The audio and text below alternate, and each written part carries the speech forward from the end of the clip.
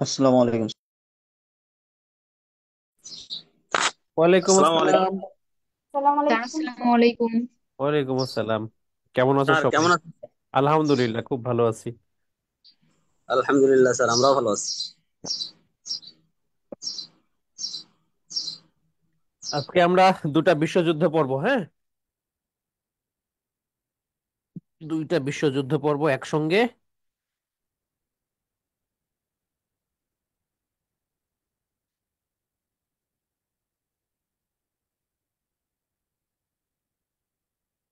দুইটা বিশ্বযুদ্ধ আমরা একসঙ্গে পড়বো।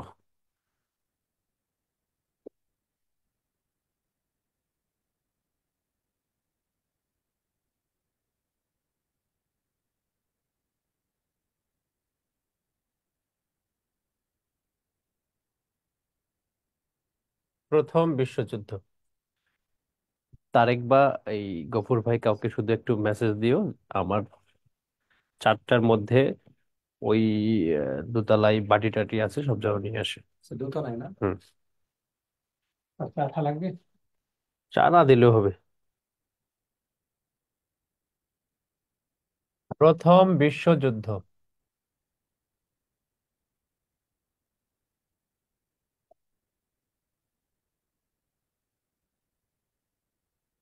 এই যুদ্ধটার আরেকটা নাম হলো the great war. The great war. এই যুদ্ধটার আরো একটা নাম হলো ফার্স্ট মডার্ন ওয়ার।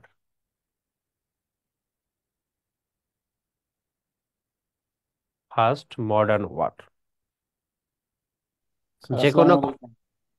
ওয়ালাইকুম আসসালাম। যে কোনো ঘটনার তো কারণ থাকে, ফলে আমরা এইটারও প্রথমে, এই যুদ্ধেরও প্রথমে কারণ সমূহ আলোচনা করব। কজেস। কজেস গুলো আলোচনা করব। একটা কারণ হচ্ছে পরস্পর বিরোধী শক্তি জোট। পরস্পর বিরোধী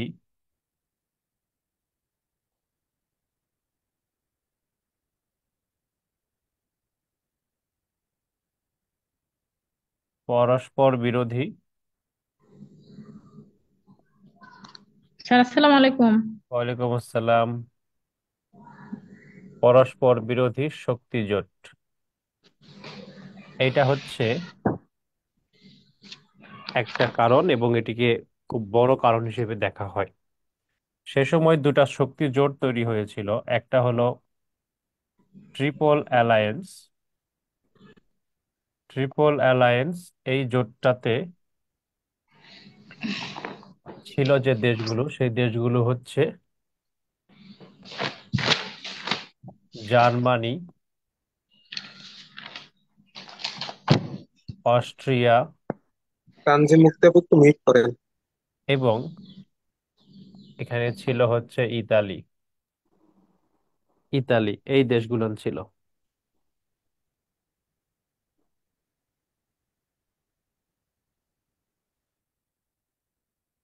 এর এগেনস্টে আরেকটা জোট তৈরি হয়েছিল, জোটটার নাম হচ্ছে ট্রিপল আঁতাত।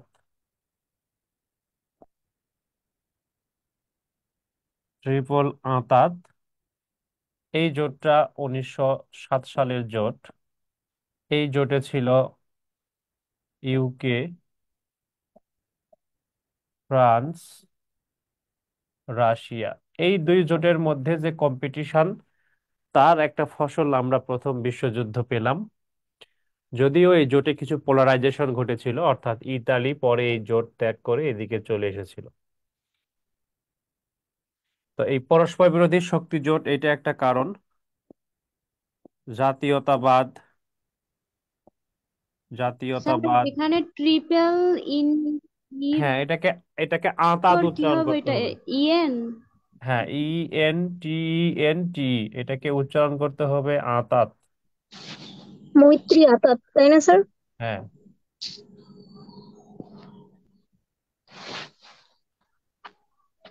জাতীয়তাবাদ একটা কারণ,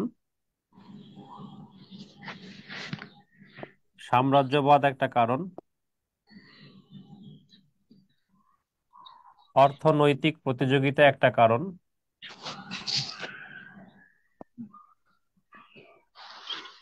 অর্থনৈতিক প্রতিযোগিতা একটা কারণ, সামরিক প্রতিযোগিতা একটা কারণ, সামরিক প্রতিযোগিতা এটা একটা কারণ,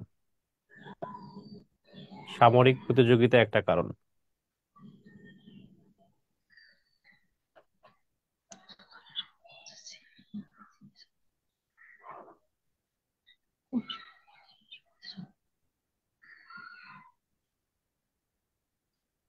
মুক্তি বারবার আনমিউট হয়ে যাচ্ছে কেন? আচ্ছা, আর একটা কারণ, সেটি হচ্ছে এই যে অস্ট্রিয়ার কথা বললাম, তখন তো অস্ট্রিয়া এবং হাঙ্গেরি মিলে একটা রাষ্ট্র।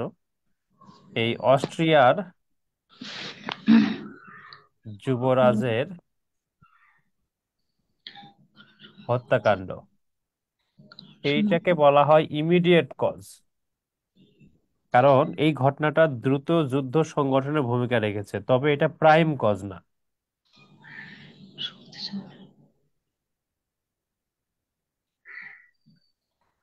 কি মুক্তি, বারবার আনমিউট হচ্ছে কেন? স্যার হাতে চাপে হয়ে গেছে। আচ্ছা, সরি। ঠিক আছে।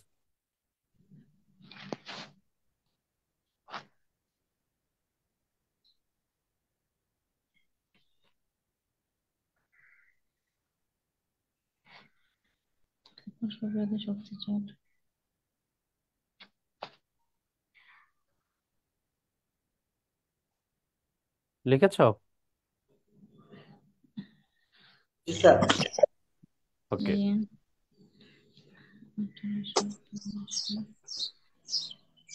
স্যার আরেকটু হয়েছে। আতাতটা কি ছিল স্যার? আঁতাত মানে জোট, আঁতাত মানে জোট। ইউকে, ফ্রান্স, রাশিয়া যে জোট গঠন করেছে, ফরাসি ভাষায় জোটটার নাম রাখছে আঁতাত। এটা ফরাসি শব্দ আঁতাত। আঁতাত স্যার মানেই 6 জোট। নাম্বারটা ওইটা কি লিখছেন? কোনটা? 6 নাম্বার পয়েন্টটা। অস্ট্রিয়ার যুবরাজের হত্যাকাণ্ড, অস্ট্রিয়ার যুবরাজের হত্যাকাণ্ড, অস্ট্রিয়ার যুবরাজের হত্যাকাণ্ড। স্যার এই ইতালির এটা কি? ওই যে দেয়ার ড্যাশের ওই ব্র্যাকেটে। জার্মানি, অস্ট্রিয়া, ইতালি, আবার কি দেখছো ব্র্যাকেটে? স্যার এখানে সাম্রাজ্যবাদ কি স্যার, এটা বুঝি না। সাম্রাজ্যবাদ হচ্ছে, আচ্ছা, সাম্রাজ্যবাদ হচ্ছে সাম্রাজ্য বিস্তার করা। সাম্রাজ্যবাদ মানে কি? সাম্রাজ্য বিস্তার বিস্তার করা। করার, বিস্তার করার প্রবণতা, মানে হইলো তোমার দেশ একটা দেশ আর এক একটা দেশকে মানে এক জয় করা। লাখ 47,570 কিলোমিটারের দেশ। তোমার পাশে একটা দেশ আছে নেপাল, ভুটান, ওরা একটু কম শক্তিশালী। তুমি এখন মনে করতেছো নেপাল আর ভুটানের ভূখণ্ড দখল করে তুমি বাংলাদেশকে বড় করবা। এই যে তোমার ভিতর যে খায়েশ, ওই খায়েশটাকে বলা হয় সাম্রাজ্যবাদ। বুঝছো? জি স্যার। পরের বিষয় আসো।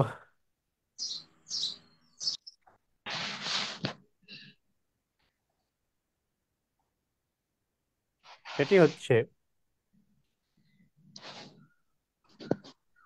টপিক নেম লিখো।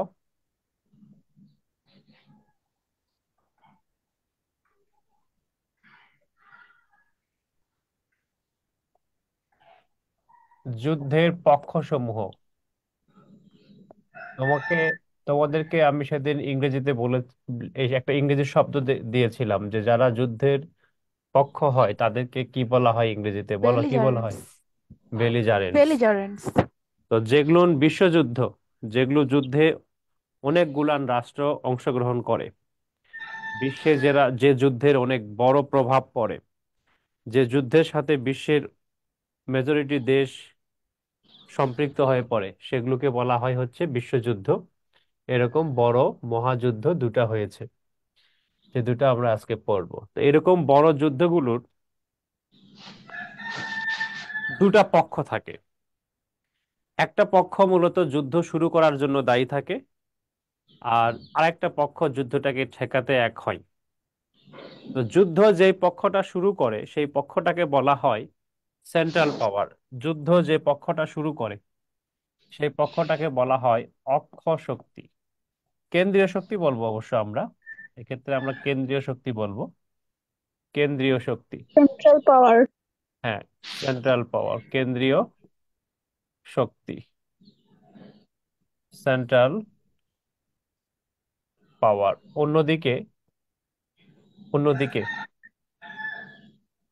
এই সেন্ট্রাল পাওয়ারকে ঠেকাতে যারা এক হয় তাদেরকে বলা হয় অ্যালাইড পাওয়ার। অ্যালাইড পাওয়ার।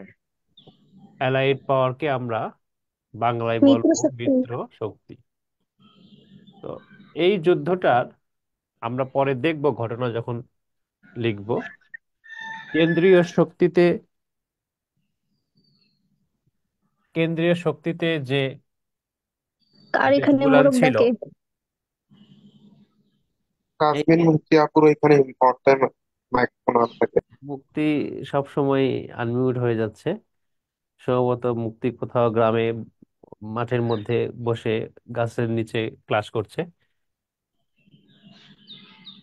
কেন্দ্রীয় শক্তির মধ্যে যে দেশগুলান আমরা লিখব সেটি হচ্ছে জার্মানি। কেন্দ্রীয় শক্তির মধ্যে যে দেশগুলান লিখব সেটি হচ্ছে অস্ট্রিয়া। আর আমি বলেছিলাম কিছু আগে যে হাঙ্গেরি তখন আলাদা কোনো রাষ্ট্র না, অস্ট্রিয়ার সঙ্গে যুক্ত থাকে একটা রাষ্ট্র। এবং অটোমান যে এম্পায়ার আমরা পড়েছিলাম, ইসলামী একটা খেলাফত রাষ্ট্র অটোমান, সেটি ছিল এই পক্ষে। এবং এই পক্ষে বুলগেরিয়া ছিল, বুলগেরিয়া ছিল। অন দ্য আদার হ্যান্ড, এদেরকে ঠেকাতে ইউ ইউকে ছিল। এদেরকে ঠেকানোর জন্য এদেরকে ঠেকানোর জন্য রাশিয়া, এদেরকে ঠেকানোর জন্য ফ্রান্স। এরা তো ফ্রান্স। জোট জোট তৈরি করে আগে থেকে ছিল। তারপরে এখানে জাপান ছিল, ইতালি। সব বারহারা এক পাশে। হ্যাঁ, 1915 সালে এখানে এসে যোগ দেয়। আচ্ছা, শুরু থেকে এখানে সার্বিয়া ছিল, এবং ইউএসএ এই পক্ষে এসে যোগ দেয়। ইউএসএ পক্ষে এসে যোগ দেয় 1917 সালে। এই পক্ষটাতে শক্তি বেশি, ফলে শেষ পর্যন্ত এই পক্ষটার জয় হয়।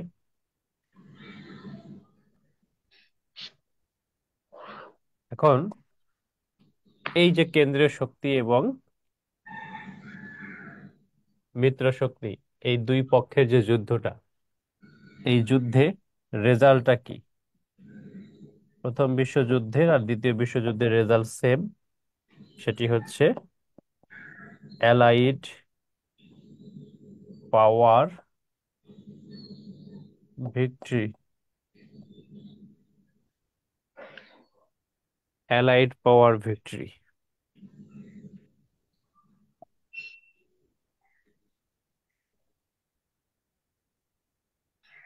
অ্যালাইড পাওয়ার ভিক্টরি।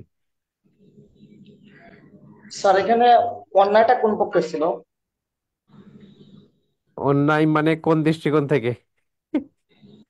এখানে তো ওই যে অস্ট্রিয়ার যে যে যুবরাজকে তো হত্যা করা হয়েছে। হুম। তো তো সে মেবি সার্বিয়াতে ঘটনাটা ঘটছিল। হ্যাঁ, হ্যাঁ। সেই হিসাবে তো স্যার কেন্দ্রীয় শক্তি তো তাদের তো ন্যায় ছিল যুদ্ধটা করতে। একটু আমাদের এমডি একটা মেসেজ দিয়েছে, মেসেজটা শুরু।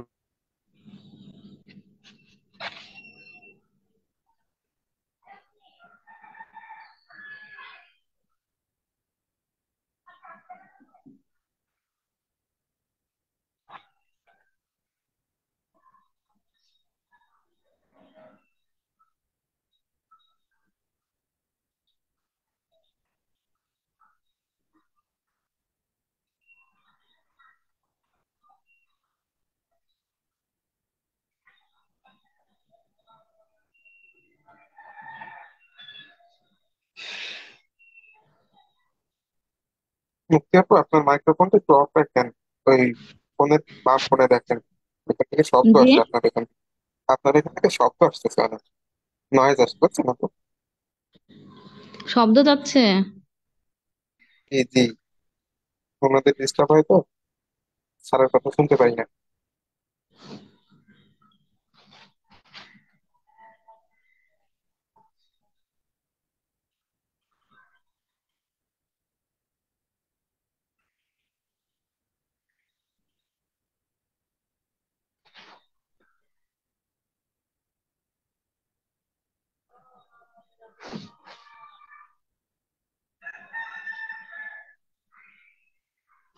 আপু মনে হয় মিউট করার অপশন খুঁজে পাচ্ছে না। আসলে আমার ফোনে একটু প্রবলেম হয়েছে তো।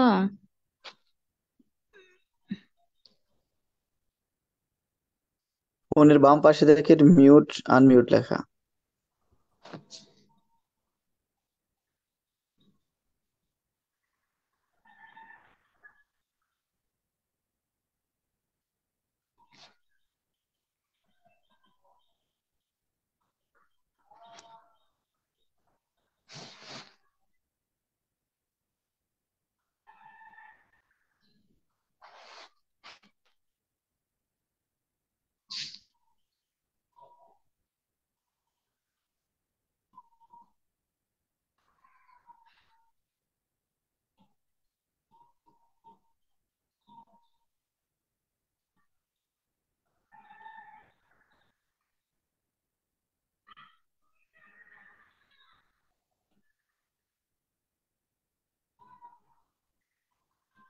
মুক্তি ক্লাস করছো কোন জায়গায় বসে বলো তো?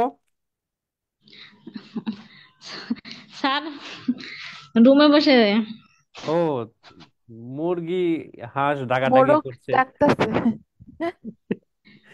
না, ভালো, আমাদের ভালো লাগছে মুরগির ডাক। অন্য সাউন্ড আসলে খারাপ লাগছিল, মাঝে মাঝে অন্য সাউন্ডও আসতেছে। না মুরগি স্যার, ডাকলে আসলে সমস্যা নেই। হ্যাঁ, পাশে পাশে থেকে পাওয়া যাচ্ছে, বাট আমি রুমে বসে ক্লাস করছি। আচ্ছা, ঠিক আছে। ওকে, এগুলো হলো যুদ্ধের পক্ষসমূহ। এবার আসো যুদ্ধের ঘটনা। যুদ্ধের ঘটনা, যুদ্ধের ঘটনা বলি।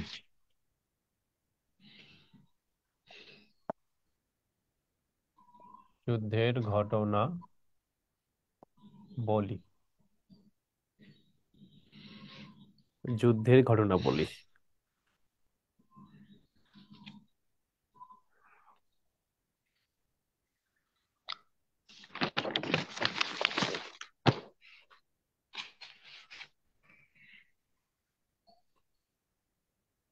প্রথম একটা তথ্য লিখো।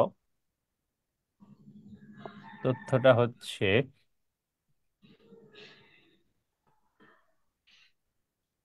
1914 সালের 28 জুন।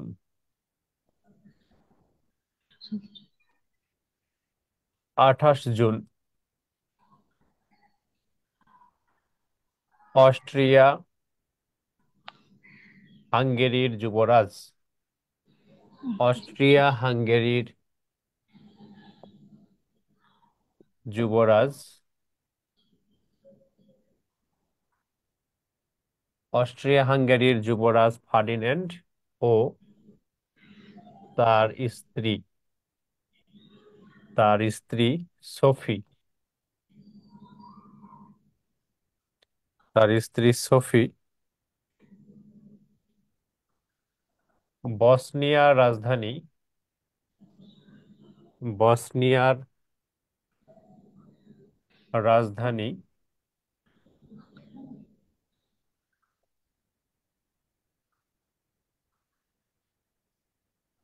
সারায়েভোতে বেড়াতে গিয়ে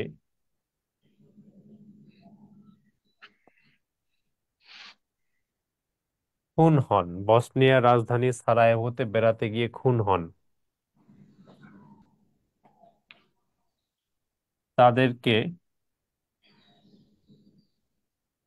হত্যা করে সার্বিয়ার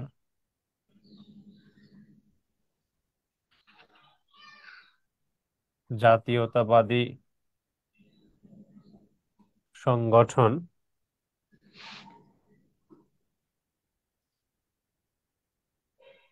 ব্ল্যাক হ্যান্ড এর সদস্য স্যার বসনিয়ার রাজধানীর পরের অংশটা কি? সারায়েভোতে বেড়াতে গিয়ে সারায়েভোতে বেড়াতে গিয়ে খুন হন। বেড়াতে বানান তো মনে হয় র দিয়েই লেখে না, বেড়ানো। যাই হোক, ডয়বিন্দ্রনাথ রক কি স্যার ঠিকই তো র ছিল, হয়, ফার্স্ট ঠিক ঠিকই ছিল ছিল। না? র হয় স্যার, ডয় শূন্য ডয় হয়। ওকে, স্যার ফার্স্টটা ঠিক ছিল। আচ্ছা। বেড়াতে গিয়ে খুন হন, তাদেরকে হত্যা করে সার্বিয়া জাতীয়তাবাদী সংগঠন ব্ল্যাক হ্যান্ডের সদস্য গাবরিলো প্রিন্সিপ। গাবরিলো প্রিন্সিপ। আচ্ছা, এই হত্যার প্রতিশোধ নিতে এই হত্যার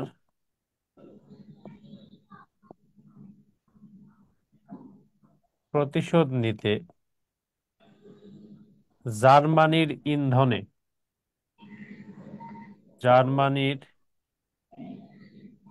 ইন্ধনে এই হত্যার প্রতিশোধ নিতে জার্মানির ইন্ধনে অস্ট্রিয়া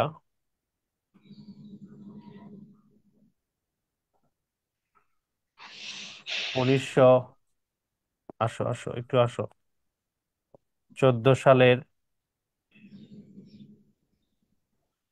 28 জুলাই প্রথম বিশ্বযুদ্ধ শুরু করে। প্রথম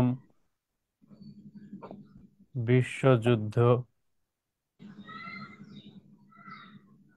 শুরু করে প্রথম বিশ্বযুদ্ধ শুরু করে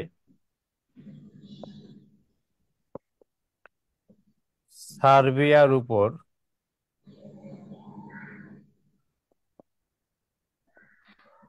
আক্রমণের মধ্য দিয়ে।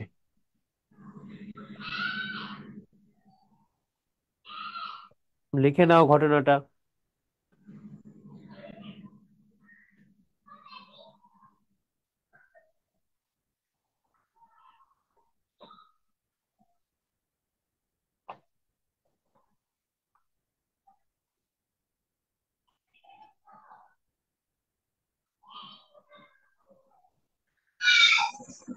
স্যার একটা কথা ছিল। প্রশ্ন বলো।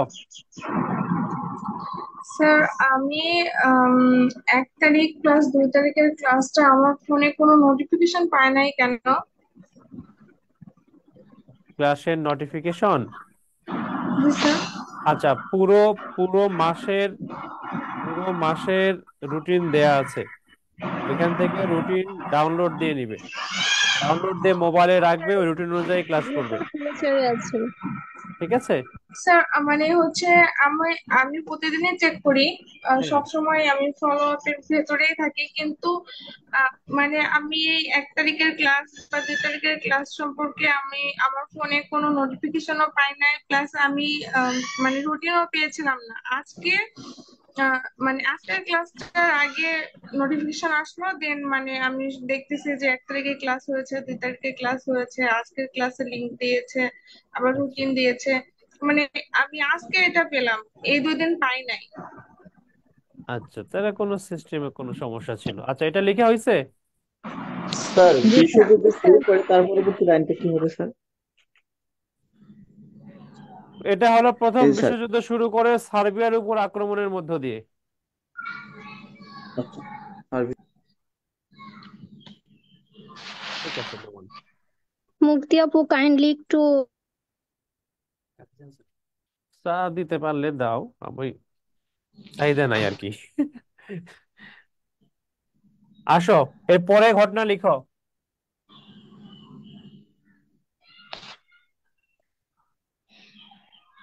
এর পরে ঘটনা লিখো। 1915 সালে জার্মানির যুদ্ধজাহাজ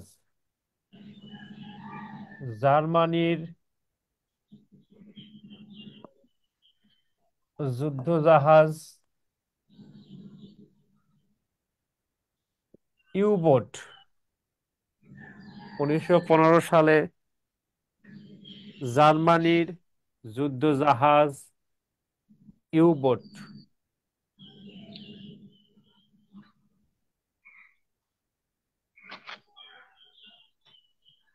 জার্মানির যুদ্ধ জাহাজ ইউবোট আমেরিকা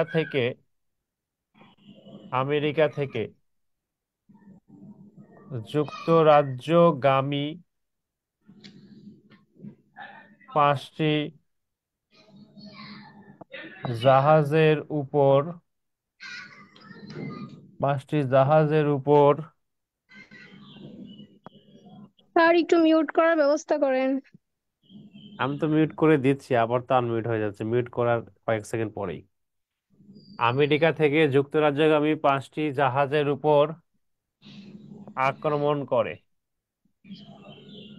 আক্রমণ করে এতে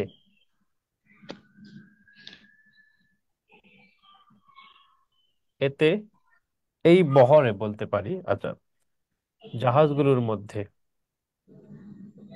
জাহাজগুলোর মধ্যে জাহাজগুলোর মধ্যে জাহাজগুলোর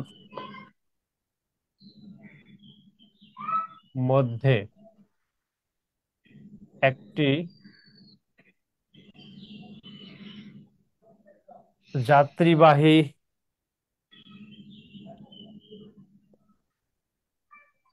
জাহাজও ছিল।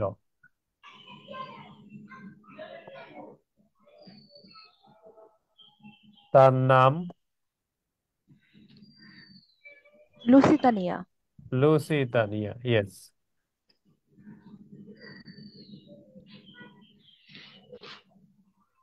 এটা যাত্রীবাহী যেহেতু জাহাজটা যেহেতু ডুবিয়ে দেয় মহাসাগরে, প্রচুর মানুষের প্রাণহানি ঘটে।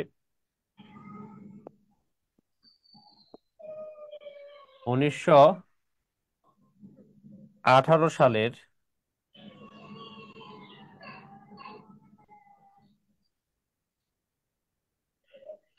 11 নভেম্বর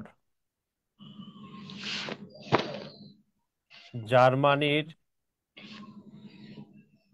আত্মসমর্পণের মধ্য দিয়ে জার্মানির আত্মসমর্পণের মধ্য দিয়ে শেষ হয় প্রথম বিশ্বযুদ্ধ।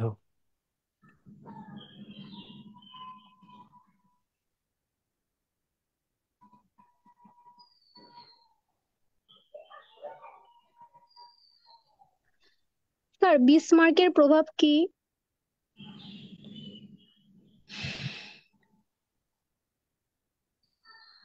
বিসমার্কের প্রভাব। প্রভাব। আচ্ছা, ঠিক আছে, প্রশ্ন করেই আনমিউট করে দিবা। এটুকু লিখছো? জি স্যার। হ্যাঁ, এবার আসো। একটা প্রশ্ন করেছে বিসমার্ক। ওনার পুরো নাম হচ্ছে Otto von Bismarck. Otto von Bismarck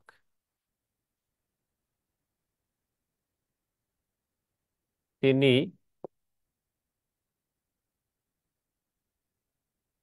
জার্মানির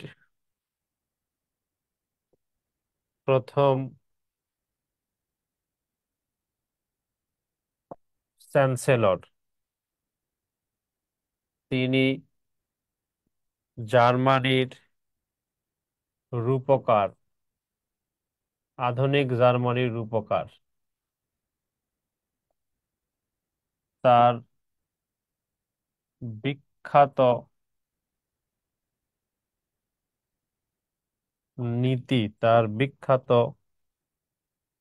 নীতি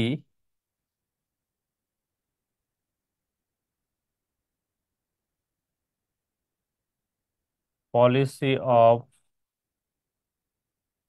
ব্লাড অ্যান্ড আয়রন। বিসমার্ক এই policy of blood and iron নীতি ঘোষণা করে সাম্রাজ্য বিস্তার শুরু করে। এটা কেমন নীতি, ব্লাড এন্ড আয়রন? হ্যাঁ, এই নীতিটা সপক্ষে হিটলার বলতেন, the greatest questions of the day are not decided by vote or money but by blood and iron. তিনি বলছেন যে দিবসের গুরুত্বপূর্ণ প্রশ্নের সমাধান টাকা ও ভোটের মাধ্যমে হয় না, হইল রক্তের মাধ্যমে। আমার এখন ক্ষমতা আছে, আমার এখন শক্তি আছে, আমি যার যতগুলো পারি দেশ দখল করে নিব। এবার জার্মানি ফ্রান্সের দুটা রাজ্য কেড়ে নেয়, ওই ডেনমার্ক দখল করে, অমুক দেশে জায়গা দখল করে, ফলে একটা বিশৃঙ্খল পরিস্থিতি সৃষ্টি হয়েছিল ইউরোপে। ওকে, এটা এই অটো ভন বিসমার্কের কারণে। তবে অটো ভন বিসমার্ক উনি 1890 সালে কিন্তু তিনি ক্ষমতাচ্যুত হন, ফলে প্রথম বিশ্বযুদ্ধের সময় তিনি ছিলেন না। তার প্রথম আগেই তার বিশ্বযুদ্ধের সময় চ্যান্সেলর কি হিটলার ছিলেন? না, প্রথম বিশ্বযুদ্ধের সময় চ্যান্সেলর পদটি ছিল না। প্রথম বিশ্বযুদ্ধের সময় যিনি সম্রাট তিনি দায়িত্ব পালন করেন, তার নাম হচ্ছে কাইজার উইলিয়াম বা উইলিয়াম দ্বিতীয়। ওকে, হিটলার প্রথম জি বিশ্বযুদ্ধে স্যার। প্রথম বিশ্বযুদ্ধে হিটলার একজন তরুণ লোক, অল্প বয়স্ক লোক। সে হইল ওই যুদ্ধের সৈনিক ছিল, সে একজন সৈনিক ছিল যুদ্ধে। এই অটো ভন বিসমার্ক খুব চালাক একজন মানুষ, তাকে বিশ্ববিখ্যাত ডিপ্লোম্যাট বলা হয়। অটো ভন বিসমার্ক একদিন এক নাচের অনুষ্ঠানে গিয়েছিল, নাচ দেখতে। তো সেই অনুষ্ঠানে গিয়ে যিনি ডান্সার, সেই ডান্সার তাকে কিছু প্রশ্ন করেছিল। মানে যিনি ডান্সার ছিল, মেয়ে আর কি, যে ডান্সার সে তাকে সেই ডান্সার বিসমার্ককে বলেছিল যে, বিসমার্ক আপনারা যারা কূটনীতিবিদ তারা খুব খারাপ মানুষ। তখন বিসমার্ক বলেছিল যে, আমরা খুব খারাপ মানুষ কেন? তখন সেই নারী বলে যে, আপনারা যারা কূটনীতিবিদ তারা মুখে একটা কথা বলেন কিন্তু অন্তরে বিশ্বাস করেন আর একটা। বিসমার্ক বলছিলেন যে কিরকম, একটু ঘটনাটা খুলে বলো। তখন সেই নারী বিসমার্ককে বলে যে, তোমরা কূটনীতিবিদরা যদি বলো ইয়েস, যে এটা হবে, এটা ঘটবে, এটা আমরা করব, ধরে নিতে হবে মেবি, মানে তোমরা এটা করতেও পারো নাও পারো। আর যদি তোমরা বলো মেবি, ধরে নিতে হবে নো, মানে মেবি বললে বুঝতে নিতে হবে এইটা আর ওরা করবে না। ইয়েস বললে মেবি ধরতে হবে, মেবি বললে নো ধরতে হবে কূটনীতিবিদদের কথাকে।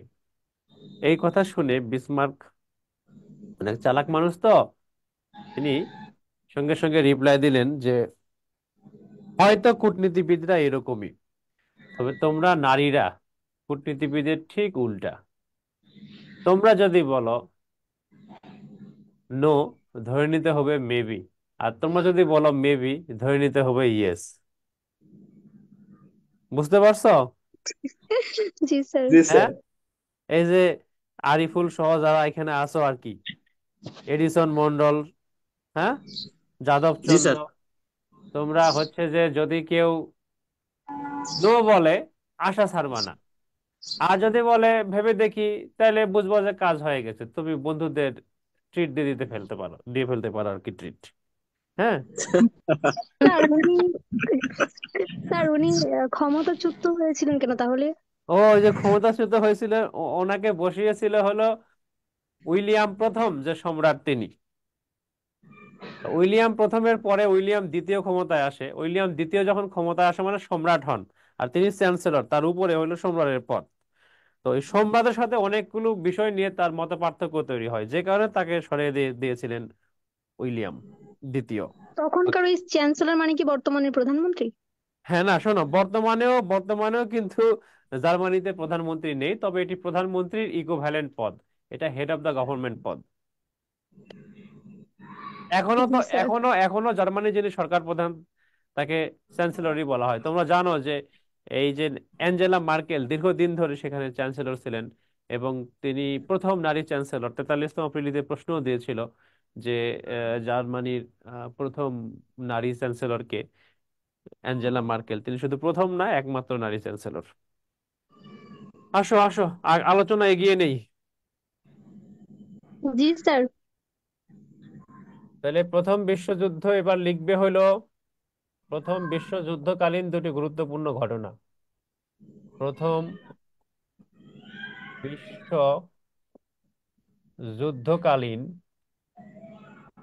দুইটি গুরুত্বপূর্ণ ঘটনা। দুইটি গুরুত্বপূর্ণ ঘটনা। প্রথম বিশ্বযুদ্ধকালীন দুটি গুরুত্বপূর্ণ ঘটনা।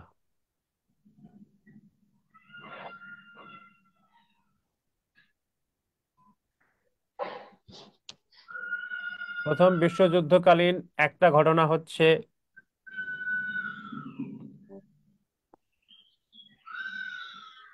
বেলফোর ঘোষণা।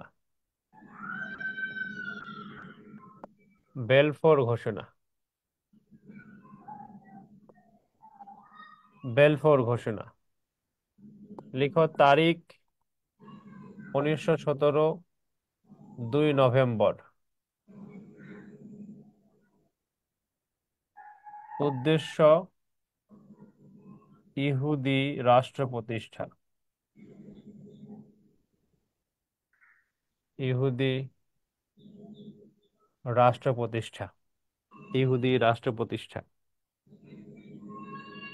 আচ্ছা, এখানে ঘটনাটা বলি তোমাদের। ঘটনাটা হলো ইউকে এক ধরনের বিস্ফোরক ব্যবহার করছিল প্রথম বিশ্বযুদ্ধে, যার নাম হলো গ্লিসারল। যুদ্ধ চলছে, গ্লিসারল প্রায় শেষ। ব্রিটেন বিপদে পড়ে গেল, ইউকে বিপদে পড়ে গেল যে যুদ্ধ করবো কেমনে যদি বিস্ফোরক না থাকে। তখন ইউকে বিশ্বের বিজ্ঞানীদেরকে বলল, তোমরা গ্লিসারলের অল্টারনেটিভ কিছু আবিষ্কার করো। একজন বিজ্ঞানী ডক্টর সাইম ওয়েজম্যান, তিনি সাইম ওয়েজম্যান তিনি এই আবারও ভুল হয়েছে, ওয়েজম্যান, ওয়েজ লিখবে, ওয়েজম্যান।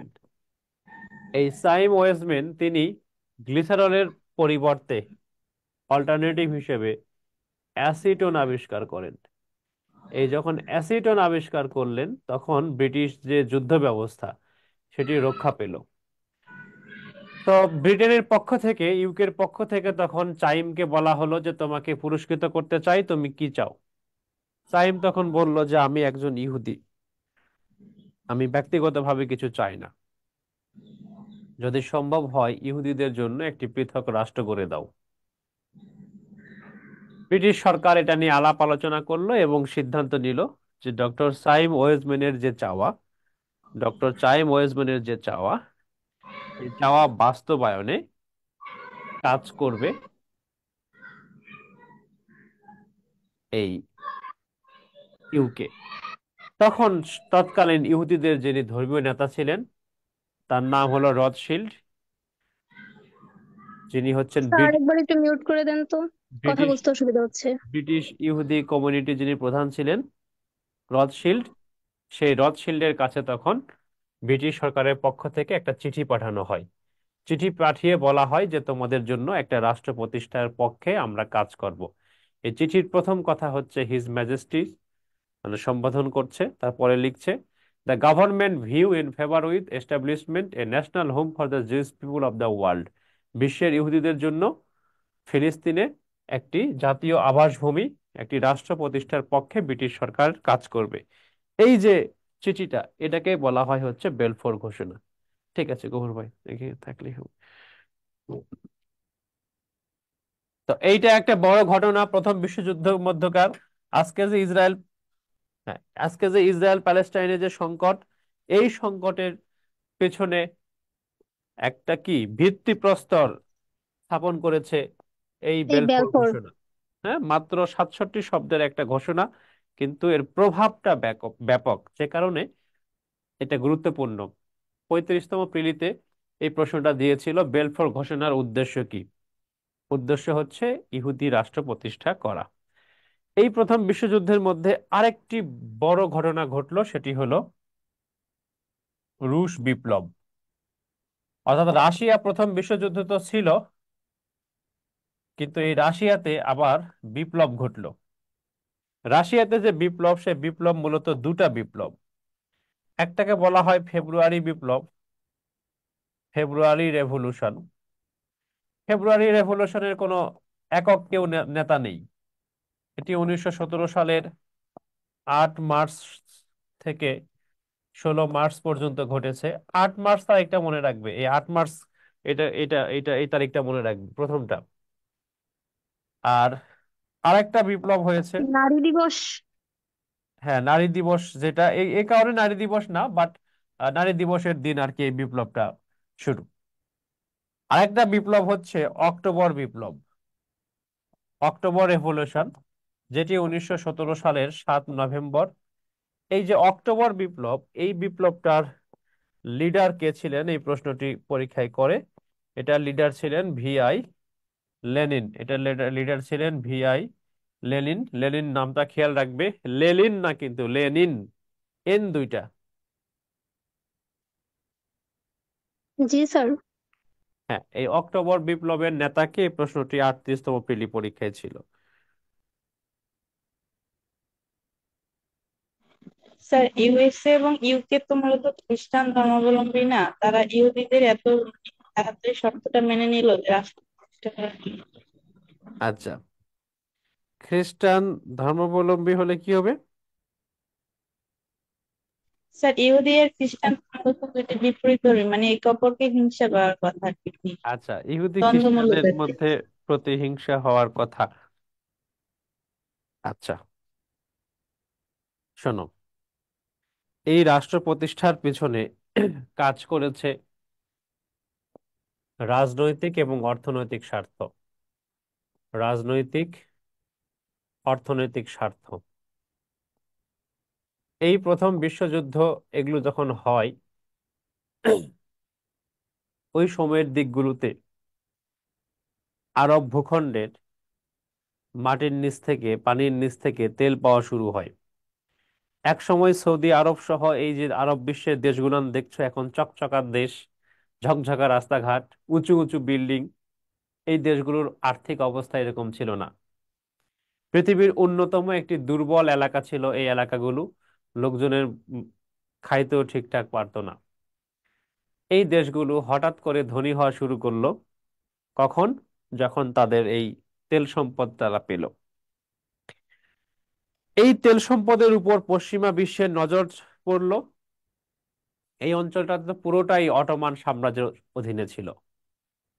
অটোমান সাম্রাজ্য, যে ইসলামী খেলাফত, তার অধীনেই ছিল এই পুরো আরব বিশ্ব। কিন্তু যখন দেখলো ব্রিটেন, ফ্রান্স, আমেরিকা যে এই এলাকায় প্রচুর সম্পদ আছে, ভবিষ্যৎ বিশ্ব রাজনীতির কেন্দ্রবিন্দু হবে ওই এলাকা, ফলে ওই এলাকার উপর নিয়ন্ত্রণ প্রতিষ্ঠা করতে হবে, তখন তারা আরবদেরকে উস্কাইয়া দিল, আরবদেরকে বিভিন্ন প্রলোভন দেওয়া শুরু করলো যে তোমাদের এখানে মহানবীর জন্ম, তোমাদের ভাষা আরবি, মহানবীর ভাষা আরবি, কোরআনের ভাষা আরবি, অথচ তোমাদেরকে তুর্কিরা শাসন করে, তাদের নেতৃত্বে তোমরা ইসলাম প্রতিষ্ঠা করছো, এটি হতে পারে না, মুসলিম উম্মার নেতৃত্বে তোমরাই থাকবা। এইসব বলে কয়ে কি করলো? লড়াই সংগ্রাম শুরু করে দিল।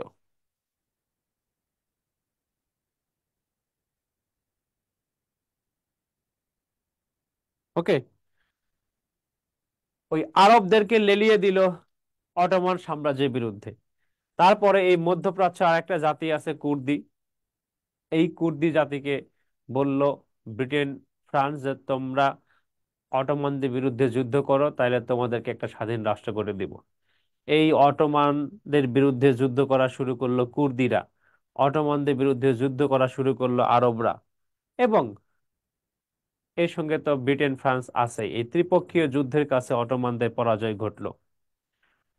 তো এই যে আরব বিশ্বটা ব্রিটেন, ফ্রান্সের নিয়ন্ত্রণে চলে গেল, এখন এই নিয়ন্ত্রণ দীর্ঘস্থায়ী করার জন্য তারা চাচ্ছিল যেখানে একটা গ্যাঞ্জাম তৈরি করতে।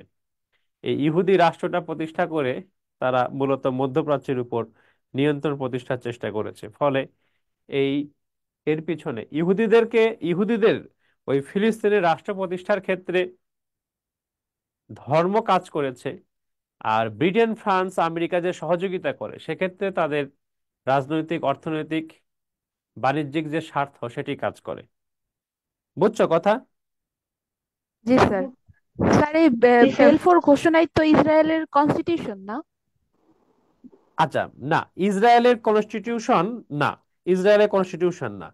কারণ বেলফোর ঘোষণায় ব্রিটেন বলতেছে যে তোমাদের জন্য একটা রাষ্ট্র প্রতিষ্ঠা করে দিব। কনস্টিটিউশন মানে কি? কনস্টিটিউশন মানে হচ্ছে supreme law of the land, একটা রাষ্ট্রের সর্বোচ্চ আইন। শোনো, এই রাষ্ট্রগুলোকে, এই যে তোমরা যেটা ইসরায়েল রাষ্ট্র বলছো, এই রাষ্ট্রগুলোকে বলা হয় থিওলজিক্যাল স্টেট, থিওক্রেটিক স্টেট। হ্যাঁ, থিওক্রেটিক স্টেট মানে হলো যে রাষ্ট্রগুলো ডিভাইন কমান্ড অনুযায়ী পরিচালিত হয়। ডিভাইন কমান্ড মানে কি? বলো, ডিভাইন কমান্ড মানে কি? বৈশ্বিক নির্দেশনা। ঐশিক নির্দেশনা। ঐশী নির্দেশনা মানে মুসলিমরা রাষ্ট্র পরিচালনা করবে কোরআন অনুযায়ী। যদি কোনো রাষ্ট্র পরিচালিত হয় কোরআন অনুযায়ী, তাহলে এইটাকে বলা হবে থিওক্রেটিক স্টেট। যদি কোনো রাষ্ট্র পরিচালিত হয় বাইবেল অনুযায়ী, সেটাকেও বলা হবে থিওক্রেটিক স্টেট। এ ধরনের যে স্টেট যেগুলো ধর্মীয় স্ক্রিপচার দ্বারা পরিচালিত হয় সেগুলোকে থিওক্রেটিক স্টেট বলে। সোজা কথা, ধর্মভিত্তিক রাষ্ট্র। তো এই ধর্মভিত্তিক রাষ্ট্রগুলোর আলাদা সংবিধান থাকে না, লিখিত ফর্মে কোনো সংবিধান থাকে না, কারণ তাদের সেই ধর্মগ্রন্থই তো সংবিধান। যে কারণে দেখবা সৌদি আরবের কি লিখিত সংবিধান নাই, আফগানিস্তানের এখন কোনো লিখিত সংবিধান নাই, ইসরায়েলের লিখিত সংবিধান নাই।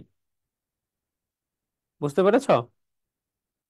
স্যার হ্যাঁ স্যার। ইউকেরও তো লিখিত সংবিধান নাই, হ্যাঁ, ইউকে তাহলে আমি আমি কি আমি হবে? আমি এটা বলি নাই যে কেবল স্যার থিওক্রেটিক রাষ্ট্র হলেই তার সংবিধান লিখিত থাকবে না। লিখিত সংবিধান নাই এরকম রাষ্ট্র বহু আছে, তার মধ্যে যেগুলো থিওক্রেটিক তাদের অবশ্যই লিখিত সংবিধান থাকবে না। Afghanistan theocratic state. Afghanistan theocratic state এই স্যার ইউকেও? তালিবান তালিবান তালিবান আসার পর থেকে। না না, ইউকে না, ইউকে মেঘনা কাটার ইউকের লিখিত সংবিধান নাই, নিউজিল্যান্ডের সংবিধান নাই লিখিত, বাট এটা স্পেনের থিওক্রেটিক স্টেট না। কোনটা? স্পেনের কি আছে? আচ্ছা, এই যে তুলি একটা প্রশ্ন করছে, এটা ভালো প্রশ্ন। স্পেনের সংবিধান লিখিত কিনা? গাইড বইগুলোতে বাংলাদেশের লেখা আছে স্পেনের অলিখিত। সংবিধান লিখিত না, তবে মনে রাখবে স্পেনের সংবিধান লিখিত। স্পেনের সংবিধান লিখিত।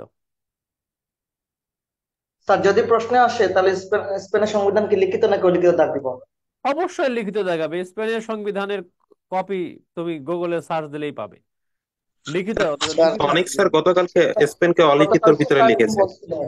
হ্যাঁ অনেক হ্যাঁ, স্যার। এটাই আচ্ছা এটাই বলতে আচ্ছা চাচ্ছিলাম। আচ্ছা, শোনো, স্যার ওই যে বই পড়ে আসছে, এই বইয়ে লেখা আছে যে স্পেনের সংবিধান অলিখিত, বাট স্পেনের সংবিধান লিখিত। হ্যাঁ, এইটার জন্য আবার কাউরের দোষারোপ করা যাবে না। অনেক খুব ভালো মানের টিচার, খুবই ইফেক্টিভ টিচার, হয়তো এটা নিয়ে সে রিসার্চ করে নাই বিধায় বলে ফেলেছে। এটা নিয়ে তাকে বিব্রত করবে না, আমি বলে দিব তাকে। ঠিক আছে, ও না আমার স্যার, এটা জি আমরা স্যার। জানার ওকে স্যার। জানার জন্য বলছিলাম স্যার, সমস্যা নাই স্যার। হ্যাঁ হ্যাঁ, ঠিক আছে। এই যে স্পেনের কনস্টিটিউশনের কাভার দেখবা? স্যার দেখান। আচ্ছা, ক্যামেরায় দেখতে স্যার পাবো কিনা। গ্লিসারলের পরিবর্তে কি অ্যাসিটন ব্যবহার করা হয়? কি, এই যে এটা হলো স্পেনের কনস্টিটিউশনের কাভার, স্প্যানিশ ভাষায় লেখা। বুঝতে পারছো? আমার কাছে পুরো জি কপি স্যার। ডাউনলোড করা আছে। কি বলছিলে জানি? স্যার বলতেছিলাম গ্লিসারলের পরিবর্তে কি অ্যাসিটন ব্যবহার করা ফারজানা, প্রশ্ন কেটে কেটে যাচ্ছে, ক্লিয়ার আসতেছে না। হয়? শোনো, স্পেনের সংবিধান লিখিত, সংবিধানটা কার্যকর হয় 1978 সালের 29 ডিসেম্বর থেকে। ঠিক আছে? জি স্যার। অনেক স্যার লিখছিল মোট 5টা, তাহলে টোটাল হবে 4টা স্যার অলিখিত সংবিধানের দেশ। কি কি লিখছে? নিউজিল্যান্ড লিখছিল, ইসরায়েল, ইউকে, ইউকে, আর সৌদি আরব, তারপর সৌদি আরব। না, সৌদি আরব। আরো হ্যাঁ আরো আরো আরো হবে, আরো হবে, সৌদি আরব হবে, আফগানিস্তান হবে, যতগুলান রাষ্ট্র তোমার এই যে আরব বিশ্বের এই যে যেগুলো রাজতান্ত্রিক রাষ্ট্র, এগুলো কারো সংবিধান নাই। হ্যাঁ, ওটা স্যার জাস্ট এমনি লিখে দিছে উদাহরণস্বরূপ। হ্যাঁ, উদাহরণ হিসেবে 3-4টা লিখছে, তুমি এখন আবার সংখ্যা ওখানে নাম্বারিং করে বলছো 4টি বা 5টি, তা তো ঠিক না। স্যার, স্যার বলছিল যে এগুলো নিয়ে 5টা পরীক্ষায়, মনে রাখবেন। হ্যাঁ হ্যাঁ ঠিকই বলছে। কারণ কি, কারণ বইয়ের গাইড বইগুলোতে তো এই কটাই লিখা আছে, ফলে প্রশ্ন তো করলে অধিকাংশ ক্ষেত্রে আমাকে নোমান একটা চা এনে দিছে, ঠিক আছে, ওই দুটাই খাই, কোনো সমস্যা নাই। স্যার, স্যারে লিখছিল 5টি দেশের সংবিধান অলিখিত স্যার, এইভাবে। আচ্ছা, না ঠিক আছে, আমি ওর সাথে কথা বলে নিব। আমরা এই টপিকটা বাদ দিয়ে দিই স্যার। বুঝতে পারছি, হ্যাঁ বুঝতে পারছি, এইটা আমি ওর সাথে কথা বলে নিয়েছি। হ্যাঁ, ওকে। শুধু মনে রেখো তোমরা, স্পেনের সংবিধান লিখিত, হ্যাঁ, 1978 সালে সংবিধানটা রচনা করা হয়, স্যার, কার্যকর হয়। রুশ বিপ্লব যে হয়েছিল ফেব্রুয়ারি আর অক্টোবর বিপ্লব, হুম। মানে এটা কি স্যার ওদের ইন্টারনাল ছিল, মানে ইন্টারনাল রাশিয়ার মানে? ইন্টারনাল হ্যাঁ হ্যাঁ, সরকার? বিপ্লব তো মানে হলো, জিনিসটাই হলো যে ধরো একটা দেশের বিপ্লব যখন আমি বলছি রাশিয়াতে বিপ্লব, তার মানে এটা হলো রাশিয়ায় যে সরকার ছিল সেই সরকারকে উৎখাত করে নতুন সরকার প্রতিষ্ঠা। তোমাদেরকে আগে ক্লাসে পড়িয়েছি ফরাসি বিপ্লব, ফ্রেঞ্চ রেভলিউশন মানে কি, জি। মানে হলো ফ্রান্সের যে সরকার ছিল ওই সরকারকে উৎখাত করে নতুন সরকার প্রতিষ্ঠা। বিপ্লব হয় এতে হচ্ছে তাদের সব, স্যার, বিপ্লব হয় এতে এই সবসময় দুইটা, সরকারের বিরুদ্ধে। বলো। জি স্যার, এতে হচ্ছে এদের এই দুইটা বিপ্লবের ফলে ওদের বেনিফিটটা কি কি হয়েছিল অ্যাকচুয়াল? আচ্ছা, প্রথমত রাশিয়া ছিল হচ্ছে একটা জারতান্ত্রিক রাষ্ট্র, তাদের শাসককে বলা হতো জার। জাররা অত্যাচারী শাসক ছিল, সেই যে জারতন্ত্র, এই এই জন্য কি জারতন্ত্র, জার সাম্রাজ্য বলা হয় রাশিয়াকে? হ্যাঁ রাশিয়াকে জার সাম্রাজ্য বলা হয়। এটা 1721 সালের 2 নভেম্বর প্রতিষ্ঠিত হয়েছিল। সেই জার সাম্রাজ্যের পতন ঘটে এবং রাশিয়া হয়ে যায় সোশ্যালিস্ট আদর্শের একটা দেশ, সমাজতান্ত্রিক আদর্শের দেশ। তারপরে রাশিয়া আরো কিছু সমাজতান্ত্রিক দেশকে নিয়ে গঠন করে সোভিয়েত ইউনিয়ন, যে সোভিয়েত ইউনিয়ন পৃথিবীতে 1922 সাল থেকে আরম্ভ করে 1991 সাল পর্যন্ত রাজত্ব করে। 1922 সাল থেকে 1991 সাল পর্যন্ত রাজত্ব করে। স্যার, তার মানে তো প্রথম বিশ্বযুদ্ধের সময় জার সাম্রাজ্য ছিল, হ্যাঁ, যুদ্ধ শেষ হওয়ার পর। জারেরই তো সিদ্ধান্ত ছিল এই যুদ্ধে অংশগ্রহণ করা, এবং সে জারের নাম হচ্ছে নিকোলাস দ্বিতীয়। Okay sir.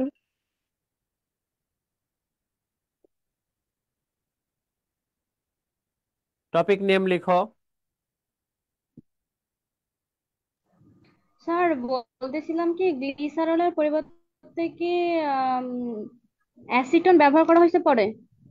হ্যাঁ, প্রথম বিশ্বযুদ্ধের পরিপ্রেক্ষিতে, প্রথম বিশ্বযুদ্ধের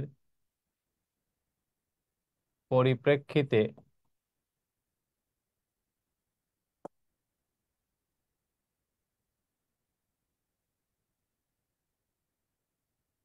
শান্তি চুক্তি,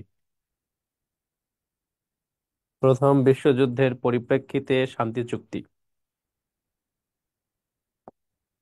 একটা চুক্তির নাম লিখো, ভার্সাই ট্রিটি। ভার্সাই ট্রিটি, ভার্সাই ট্রিটি, ভার্সাই ট্রিটি।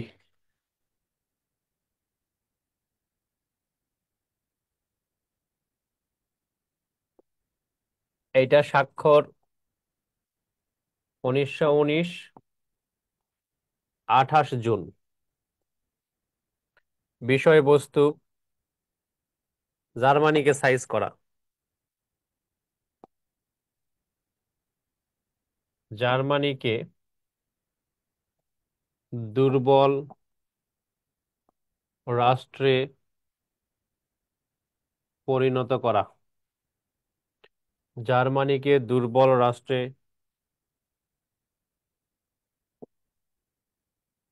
পরিণত করা,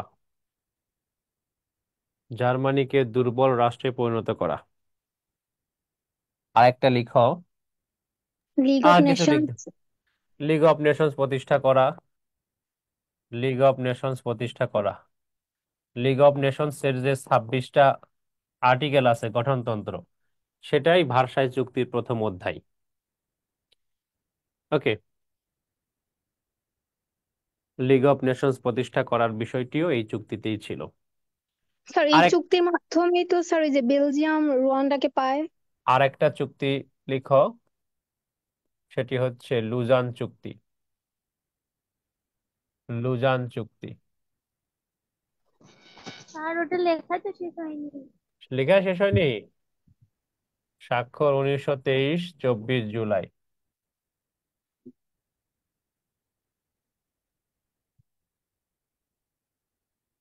শেষ হইলে বইলো। স্যার আর একটা বললেন না যে লিগ অফ নেশনস স্যার মানে কি 26টা শব্দ না কি একটা বললেন। হ্যাঁ, বললাম যে লিগ অফ নেশনসে যে গঠনতন্ত্র, ওইখানে 26টা অনুচ্ছেদ আছে। জাতিসংঘের যে গঠনতন্ত্র, জাতিসংঘ সনদ, সেখানে 111টা অনুচ্ছেদ। আর লিগ অফ নেশনসে অনুচ্ছেদ হলো 26টা। এই 26টা অনুচ্ছেদ ভার্সাই চুক্তির প্রথম অধ্যায়। ভার্সাই চুক্তিতে অনেকগুলো অধ্যায় আছে, 24টা মনে হয়। সেখানে প্রথম অধ্যায়টা হলো এই লিগ অফ নেশনস এর গঠনতন্ত্র।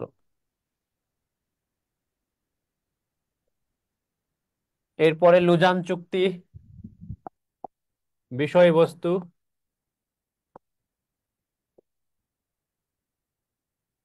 অটোমান সাম্রাজ্যকে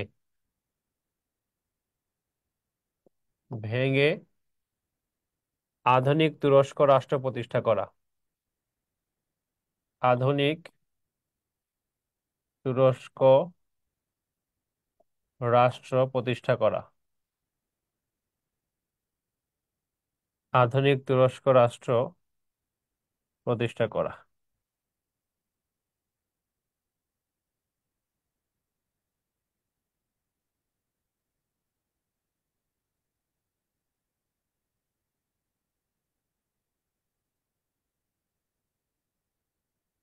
ঠিক আছে, লিখে নাও।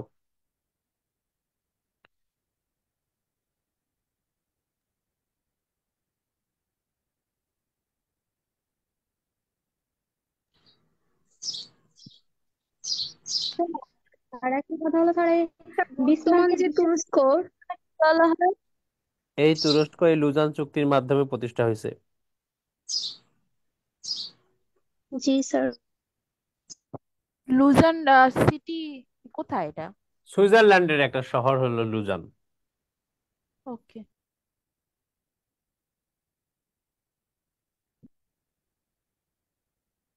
প্রথম বিশ্বযুদ্ধের ফলাফল।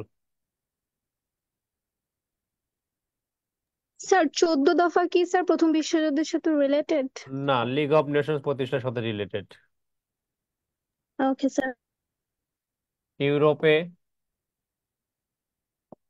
কমপক্ষে নতুন স্যার লুজান চুক্তি তাহলে কেন ওই যে প্রথম বিশ্বযুদ্ধের সাথে রিলেটেড? কারণ তুরস্ক স্যার ওই যে অটোমান, সেন্ট্রাল পাওয়ারে শোনো ছিল। শোনো, জি সেন্ট্রাল স্যার। পাওয়ারে ছিল হচ্ছে জার্মানি, সেন্ট্রাল পাওয়ারে ছিল অটোমান। এগুলো বড় সাম্রাজ্য, এগুলোকে দুর্বল করা হয়েছে। জার্মানির জন্য একটা চুক্তি, অটোমানের জন্য আরেকটা চুক্তি। এই অটোমানকে ভেঙে চুরেই তো তুরস্ক প্রতিষ্ঠা করা হলো। জি জি। ইউরোপে কমপক্ষে নতুন 12টি রাষ্ট্রের জন্ম।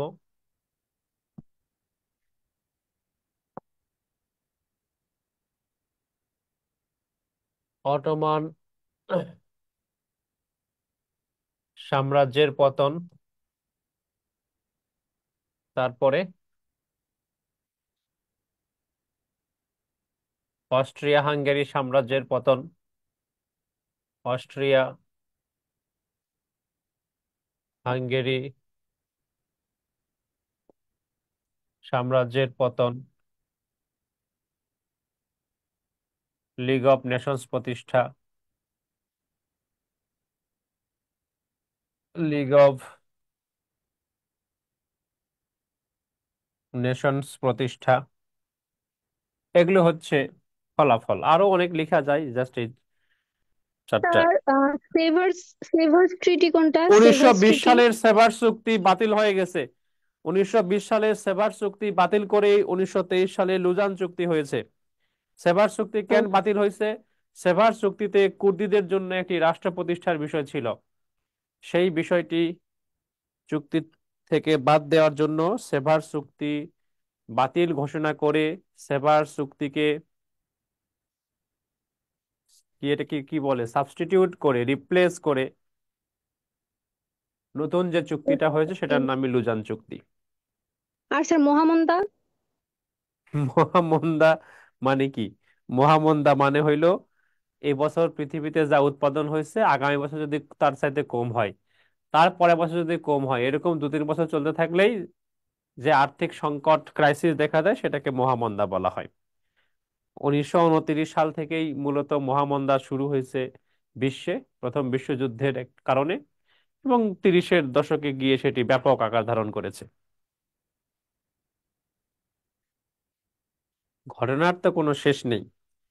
আর মূল স্যার ওই যে অটোমান সাম্রাজ্যের যে পতনটা, যে এটাকে স্যার নিউ ডিল বা গ্রেট ডিল কেন বলা হয়? না, new deal great deal Ottoman সাম্রাজ্যের পতন না। নিউ ডিল হচ্ছে আমেরিকার একটা সংস্কার। আমেরিকাতে 1929 সালের অক্টোবর মাসের এক মঙ্গলবারে শেয়ার বাজারে ধস নামছিল। ওই ধসের ফলে পরবর্তী সময় প্রেসিডেন্ট নির্বাচনে ব্যাপকভাবে বিজয়ী হয় হয় রুজভেল্ট, ফ্রাঙ্কলিন ডিলানো রুজভেল্ট। এই রুজভেল্ট নির্বাচিত হয়ে সে তার দেশের অর্থনীতিতে একটা সংস্কার নিয়ে আসে, সেটাকে নিউ ডিল বলে। এটার সাথে কি ব্ল্যাক ফ্রাইডে সম্পর্ক যুক্ত? Black Tuesday. স্যার আমরা যে টপিক গুলো এখন খাতায় লিখেছি বা লিখছি, এই টপিক গুলো পড়লে কি যথেষ্ট এক্সামের জন্য? এই টপিক গুলো এত পড়তে হবে না, ইতিহাস থেকে কোনো প্রশ্নই হয় না। এই যে 46টা প্রিলি পরীক্ষার প্রশ্ন দেখছো, কোনো প্রশ্ন হয়েছে?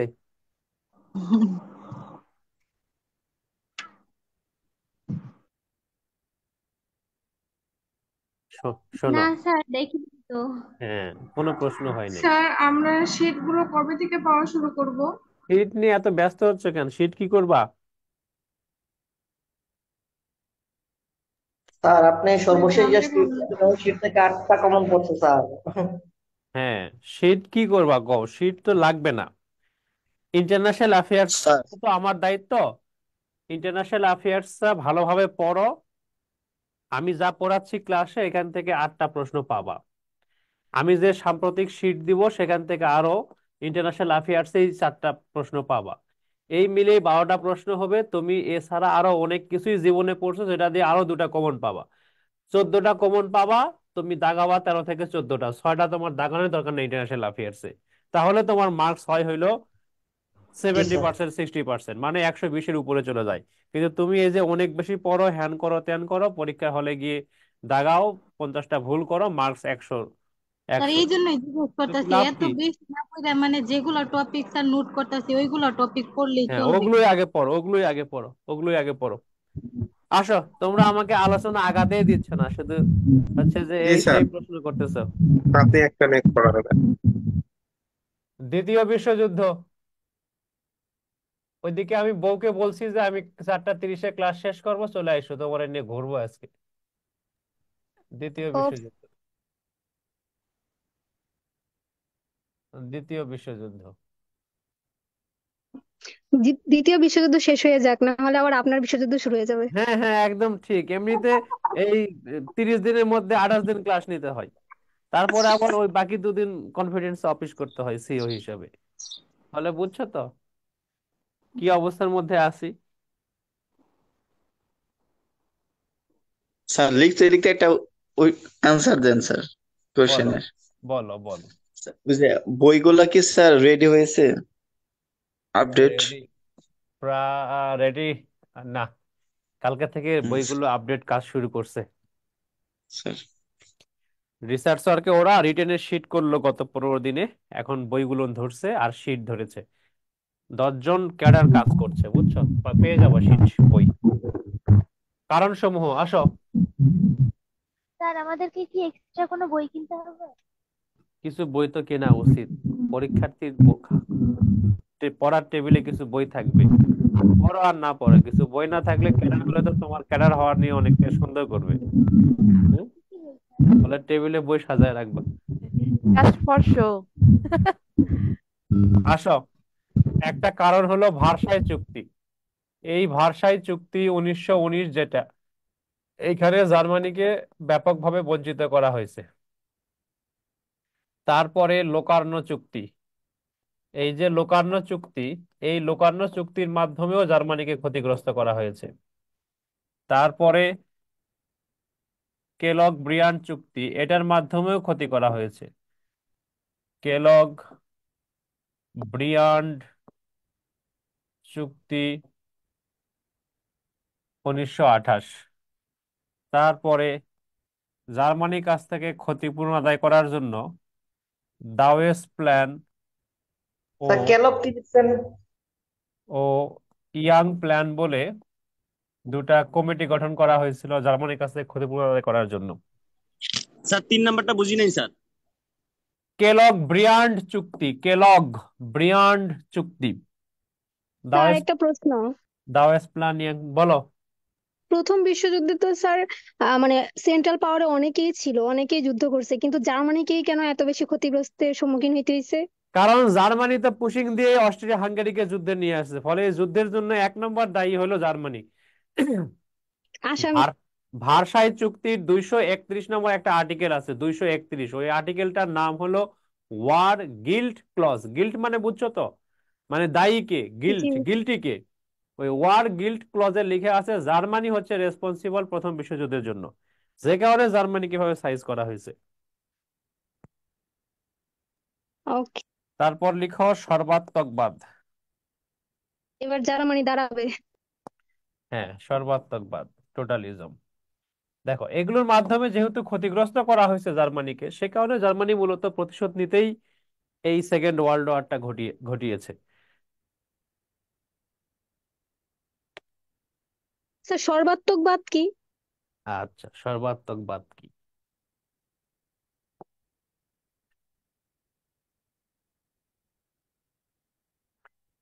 দেখো, কিছু আইডিওলজি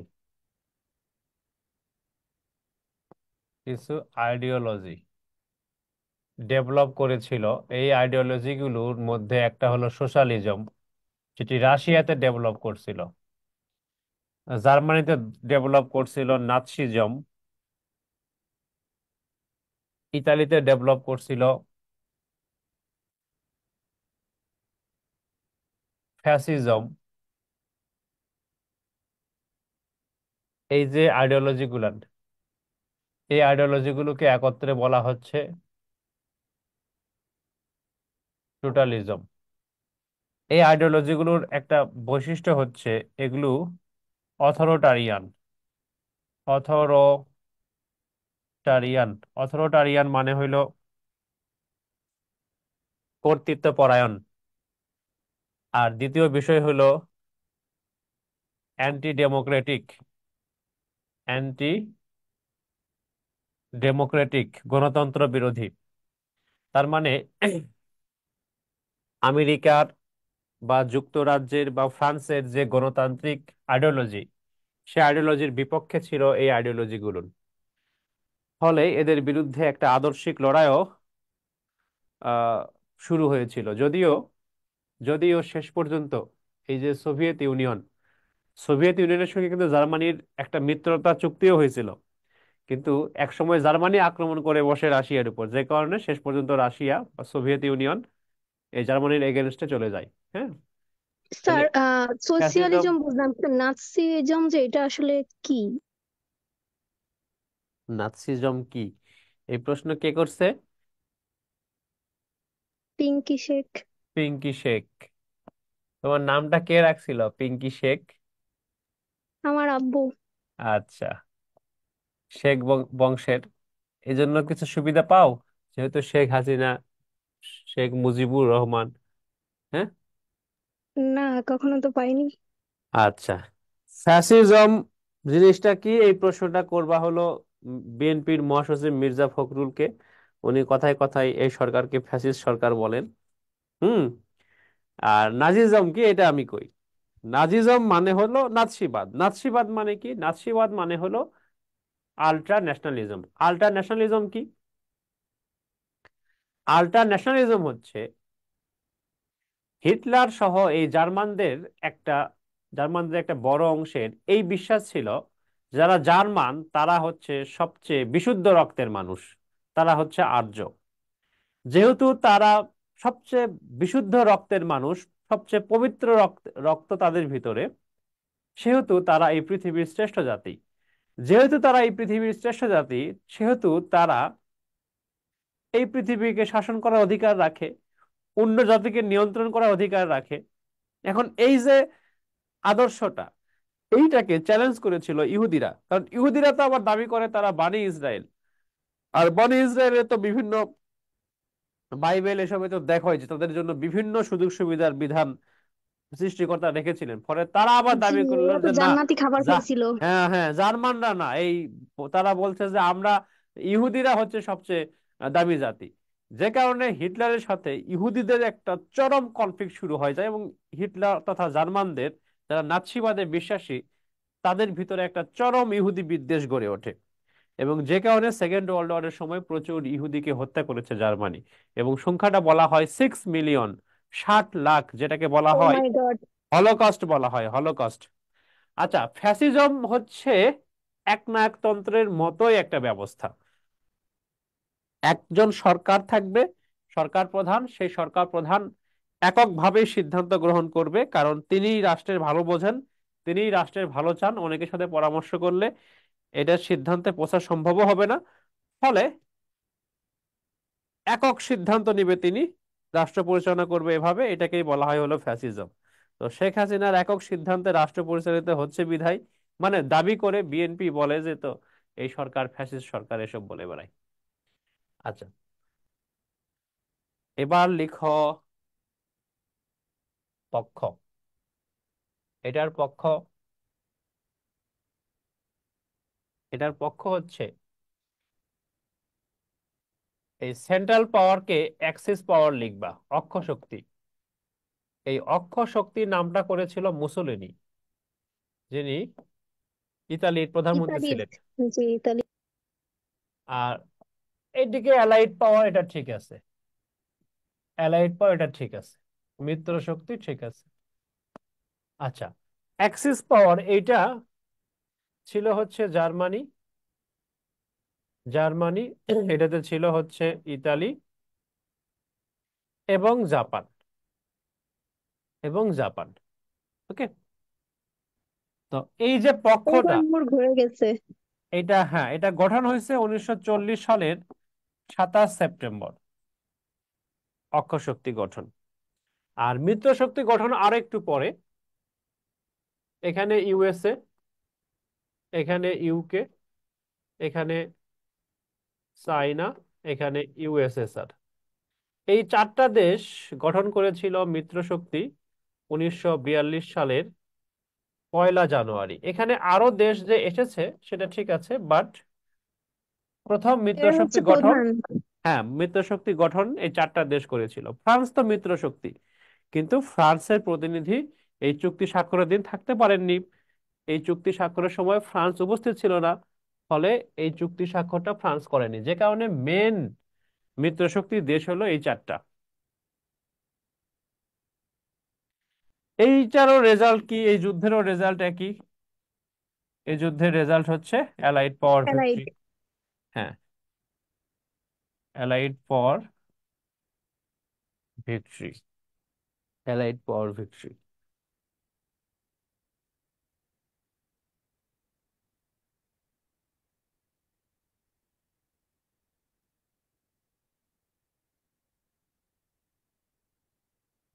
ফার্স্ট ওয়ার্ল্ড ওয়ারের সেন্ট্রাল পাওয়ার আর এখানে অ্যাক্সিস পাওয়ার বলার কোনো বিশেষ কারণ? হ্যাঁ হ্যাঁ, এই এই যে ইতালির যিনি প্রধানমন্ত্রী ছিলেন মুসোলিনি, তিনি জার্মানির সঙ্গে একটা চুক্তি করেছিলেন 1936 সালে, যে আমরা এক হয়ে থাকব। ওই চুক্তির সময় তিনি এই জোটের নামকরণ করেছিলেন অক্ষ শক্তি। যে কারণে সেন্ট্রাল পাওয়ারটাকে সেকেন্ড ওয়ার্ল্ড ওয়ারের ক্ষেত্রে অ্যাক্সিস পাওয়ার বলে, তুমি এটাকে সেন্ট্রাল পাওয়ারও বলতে পারো। এই পক্ষটাই যুদ্ধ শুরু করেছিল। লিখো হিটলার পরিচিতি। হিটলার পরিচিতি। এবার ভালো লাগবে। কে ভালো লাগবে? কেন? হিটলার পরিচিতি। ওটারে ভালো লাগে। হ্যাঁ স্যার, ইনি নাকি কোনো মেয়ের প্রেমে ব্যর্থ হয়ে এত মানুষ হত্যা করছে, এটা সত্যি স্যার? তার প্রেম সাকসেসফুল প্রেম ছিল, 10 বছর ধরে একটা মেয়ের সাথে প্রেম করছে। ও কি তোমার মতো বছরে 4টা 36 করে ঘন্টার গার্লফ্রেন্ড সংসার। চেঞ্জ করো? কি 36 ঘন্টার বললেন এটা? সংসার। লয়াল অনেক। মরার আগে বিয়ে করছে। কত হিটলারের লয়াল। মতো মানুষ 10 বছর ধরে প্রেম করছে একজনের সাথে, এবং সে যখন সিদ্ধান্ত নিল যে সুইসাইড করবে, তখন ওই গার্লফ্রেন্ডকে বাংকারের মধ্যে ডেকে বলল যে তোমার সাথে তো 10 বছর ধরে প্রেম করছি, এখন বিয়ে না করলে তো বলবো যে কমিটমেন্ট রক্ষা করো নাই, তো চলো তাহলে বিয়ে করি। এপ্রিল মাসের 29 তারিখ বিয়ে করছে দুজন। সুইসাইড নোট লিখছে। সুইসাইড নোট লিখে 30 এপ্রিল, 30 তারিখেই মারা গেছে। হ্যাঁ, নিজেদেরকে তারা শেষ করে দিয়েছে। হিটলার গুলি করছে এবং বিষ পান করছে হলো ইভা ব্রাউন করে, তারা আত্মহত্যা করছে। আত্মহত্যা করার পরে ওই হিটলারের ওখানে যারা ছিল আর কি, ওই কর্মচারী ওরা বাংকার থেকে ওই বডি বের করে ওইখানে ওই আগুন জ্বালায় দিছে। পরে যখন রাশিয়ার রেড আর্মি, সোভিয়েত ইউনিয়নের ওইখানে যায়, তখন গিয়ে ওইখানে হাড়হুড্ডি এগুলো উদ্ধার করছে। হাড়ুড্ডির মধ্যে রাত মাথা পাইছিল। ছিল, দাঁত ছিল, এগুলো নিয়ে গেছে হইলো ওই কি বলে ডাক্তারের নাপিত। কাছে। হিটলারের আর তার ওয়াইফের যিনি নিয়মিত চিকিৎসক ছিলেন, ডেন্টিস্ট, ওই ডেন্টিস্টের কাছে নিয়ে গিয়ে ওইসব দেখাইছে। এসবের পরিপ্রেক্ষিতে নিশ্চিত করছে ওই ডেন্টিস্ট যে এইটা হিটলারেরই চোয়াল, হিটলারের দাঁত। তো এই হলো বিষয় আগুন আর কি, বুঝছো? আগুন কেন ধরালো স্যার? পুড়ে ফেলার জন্য, যাতে করে হচ্ছে যে এগুলো কোনো চিহ্ন না থাকে। আত্মসমর্পণ করবে না তাও। হ্যাঁ, হিটলারের যেন কোনো চিহ্ন না থাকে। হ্যাঁ, হিটলারের যেন ডেড ডেড বডিও আত্মসমর্পণ না করে, বুঝছো তো? সে এগুলো তার কর্মচারীদেরকে নির্দেশ দিয়ে গেছিল। হ্যাঁ। ওকে, আসো। Ego ego. জন্ম 1889, 20 এপ্রিল।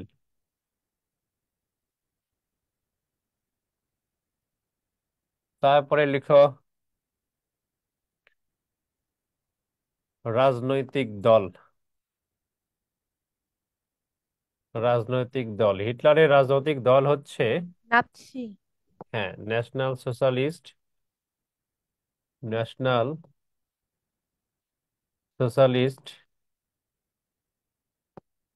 জার্মান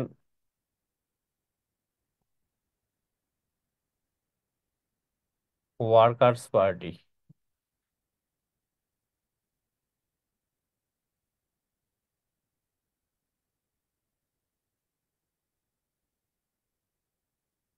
নাজি।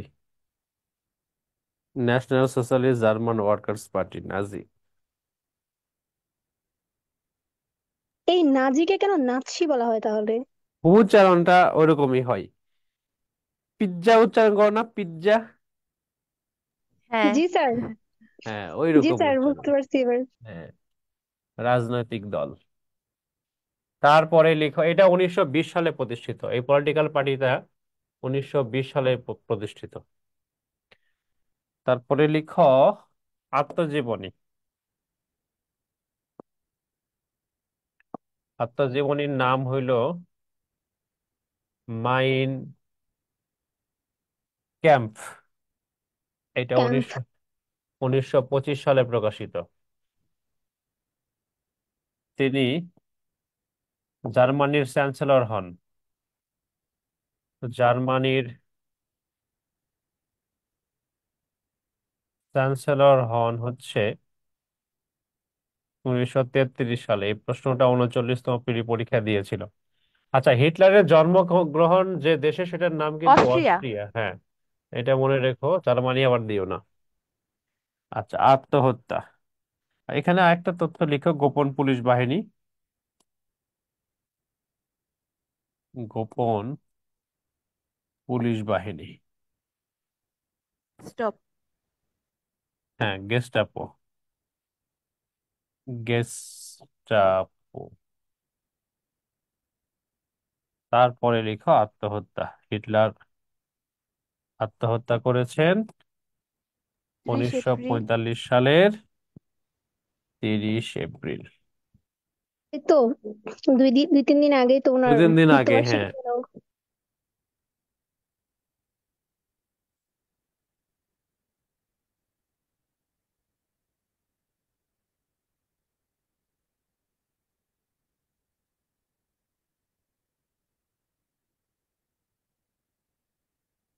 স্যার উনি কি জার্মানির ভিতরেও জার্মানবাসীর কাছেও ডিক্টেটর?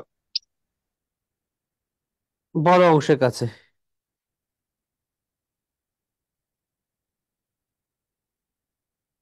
স্যার লিখছি। লিখছ? আসো এবার। জি স্যার স্যার। বইটার নাম কি main? Mine camp. Mine camp, হ্যাঁ। এইটা মাইন মানে মাই, ক্যাম্প মানে স্ট্রাগল। স্ট্রাগল, মাই স্ট্রাগল। হ্যাঁ, আমার সংগ্রাম।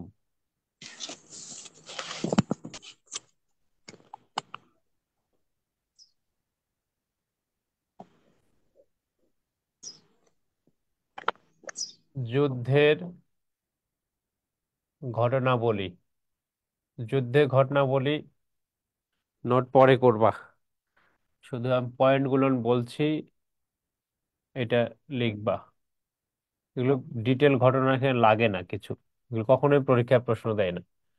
1939 1 সেপ্টেম্বর জার্মানি পোল্যান্ডের উপর আক্রমণ শুরু করে।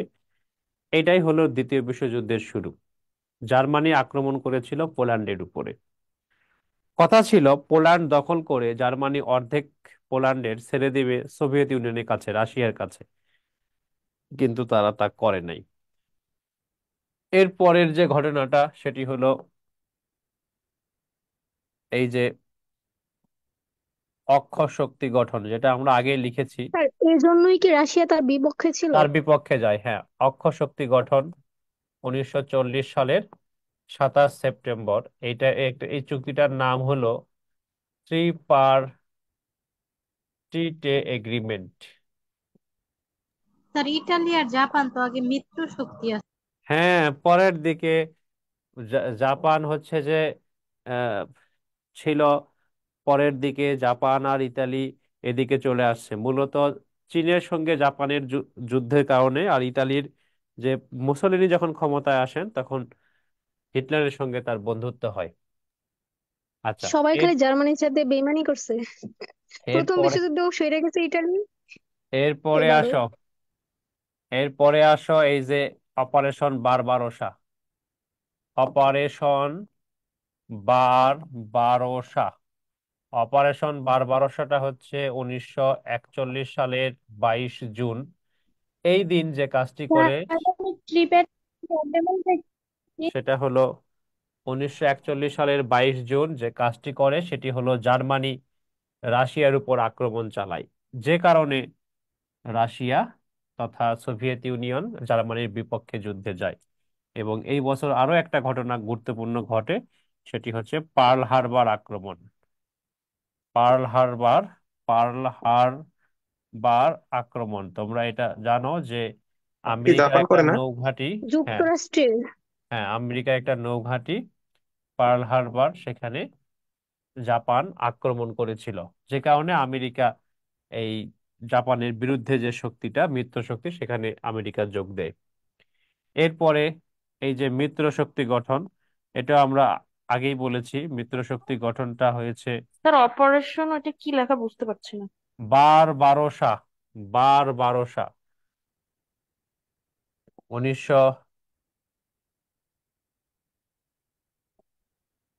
1942 সালের 1 জানুয়ারি এখানে যে চুক্তিটা হয়েছিল ওটার নাম ডিক্লারেশন বাই ইউনাইটেড নেশনস। আচ্ছা, মিত্রশক্তি গঠনের পরে যে ঘটনাটা ঘটলো সেটি হচ্ছে প্রথম দেশ হিসেবে আত্মসমর্পণ করলো ইতালি। ইতালির আত্মসমর্পণ 1943 সালের 3 সেপ্টেম্বর। তারপরে ডি ডে ডি ডে 1944 সালের 6 জুন, এটা হচ্ছে বিপুল সংখ্যক মিত্র সেনা ফ্রান্সের নরম্যান্ডিতে অবতরণ করে, এটাকে ডি ডে বলা হয়। তারপরে ঘটনাটা হচ্ছে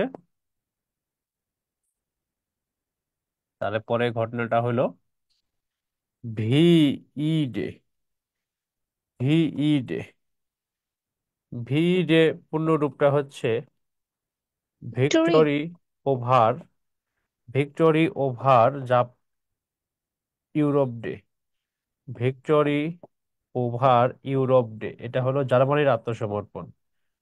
ভিক্টোরি ওভার ইউরোপ ডে, এটা 1945 সালের 8 মে। এটা 1945 সালের 8 মে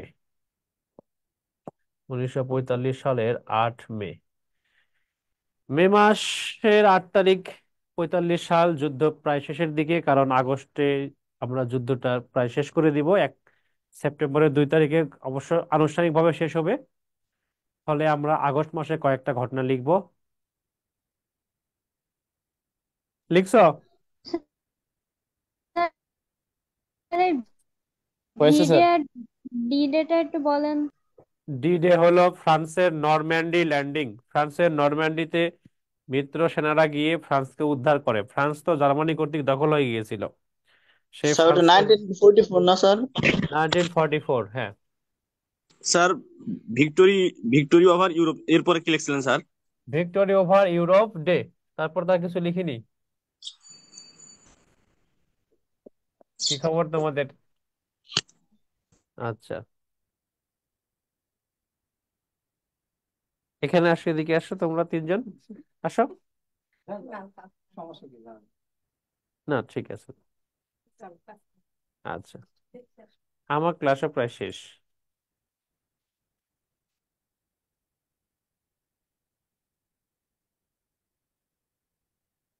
আচ্ছা, ওকে, আসো। 1945-এর আগস্ট মাসের কয়েকটা ঘটনা। প্রথমত 2 তারিখের ঘটনা, 2 আগস্ট। এটা হলো Potsdam conference. Potsdam conference Potsdam conference হলো জার্মানির একটা শহর পটসডাম। সেখানে একটা সম্মেলন হয়। সম্মেলনে আমেরিকা জাপানকে বলে যে দেখো, তোমাদের মিত্র জার্মানি আত্মসমর্পণ করছে, ইতালি তো আগে আত্মসমর্পণ করছে, তোমরাও করো। কিন্তু জাপান বলে যে না, আমরা আত্মসমর্পণ করব না, একা যুদ্ধ চালিয়ে যাব। তখন আমেরিকা সিদ্ধান্ত নিল এবং 6 তারিখে কি করলো? হিরোশিমাতে অ্যাটাক করলো। এই যে বোমা ফেলাই লিটল দিল। বয় বোমা মারছিল, এগুলো বোমার নাম টাম তোমরা সবাই জানো। তারপর নয় জি স্যার। তারিখে নাগাসাকিতে অ্যাটাক করলো, যেখানে ফ্যাটম্যান নামক নিউক্লিয়ার বোমা মারলো। এই বোমা খাওয়ার পরে প্রথমে মারলো জাপান, লিটল বয় না স্যার? লিটল হ্যাঁ বয় হ্যাঁ ফ্যাটম্যান। হ্যাঁ, প্রথমটা লিটল বয়, তারপরে হলো ফ্যাটম্যান। হ্যাঁ, বোমার নাম আহা। 14 তারিখ আগস্ট মাসের এই 2 বোমা খায়ে জাপান ঠান্ডা হয়ে গেল এবং আত্মসমর্পণের ঘোষণা দিল, যেটাকে বলা হয় ভিজে day, victory over Japan day. Victory over Japan. হ্যাঁ, ভিক্টরি ওভার জাপান ডে, ভিজে ডে। এবার হলো যুদ্ধের সমাপ্তি।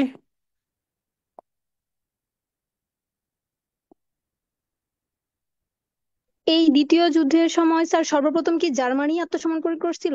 ইতালি আত্মসমর্পণ যে করলো ইটালি। দেখলাম ও স্যার, ইতালি, তারপর জার্মানি। 1945 সালের 2 সেপ্টেম্বর। সর্বশেষ জাপান। হ্যাঁ, জাপানের আত্মসমর্পণ চুক্তিতে স্বাক্ষরের মধ্য দিয়ে আত্মসমর্পণ চুক্তিতে স্বাক্ষরের মধ্য দিয়ে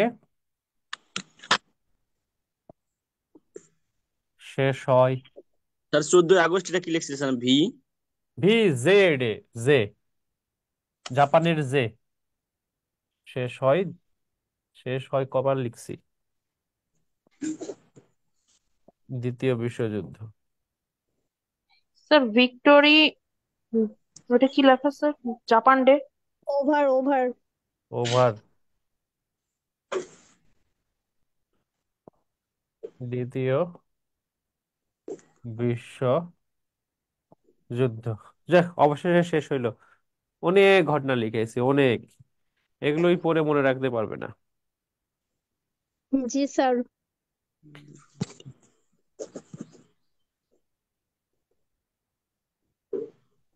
তো কি পরিমাণ কোশ্চেন আসতে পারে স্যার? একটাও না। বিশ্বযুদ্ধের ইতিহাস থেকে 35 পরবর্তী বিসিএস এ একটা প্রশ্ন হয়নি। স্যার রিটেনে হয় না? না, রিটেনে ইতিহাস থেকে কোনো প্রশ্ন হয় না। তাহলে একটু হতে কম গুরুত্ব দিয়ে চোখ বুলায় যাব। হতে পারে সেই আশায় আমরা এগুলো পড়ি, হতে পারে সেই আশায় এগুলো আমরা পড়ি। স্যার ইতিহাস থেকে কত মার্কের প্রশ্ন আসে? ইতিহাস থেকে সর্বোচ্চ 2 মার্কস, সর্বনিম্ন 0। যেমন 46-এ কোনো প্রশ্ন হয়নি। স্যার দেখতে পাচ্ছি না স্যার। হ্যাঁ,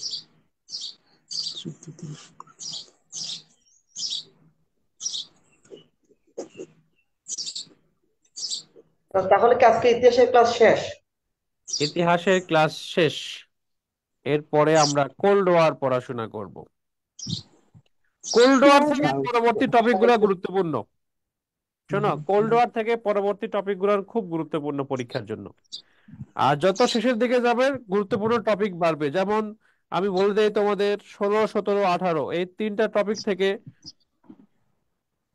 তোমরা প্রশ্ন অনেকগুলো কমন পাবে। 16, 17, 18। স্যার টোটাল আমাদের লেকচার কতগুলো হবে? 18টা। Okay sir. 18 তো দেওয়া স্যার, এটা আছে কি- লেখা।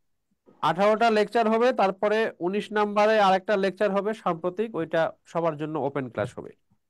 স্যার স্যার মানে প্রত্যেকটা ক্লাসে কি 18টা করে লেকচার শিট করা? না না, কোনো ক্লাসে বেশি আছে। যেমন ভূগোলে 5টা, নৈতিকতায় 3টা, বাংলাদেশ বিষয় বলি 18টা, সাধারণ বিজ্ঞান কম্পিউটারে 21টা, অঙ্ক হলো ও 28টা, ইংরেজি দেওয়া আছে 22টা, কোর্স প্ল্যান বাংলা আছে তো। বাংলা হলো 21টা। তোমার কাছে কোর্স প্ল্যান নাই? লেকচার প্ল্যানটা, কোর্স প্ল্যান না স্যার, আমাদের লেকচার প্ল্যান তো দেওয়া নেই স্যার। কোর্স প্ল্যান দেওয়া ফেসবুক হয়নি। গ্রুপে আছে। গ্রুপে দেয়া আছে, গ্রুপে দেয়া আছে। মান্থলি যে আমাদের ক্লাসের রুটিনটা ওটা দেওয়া থাকে স্যার।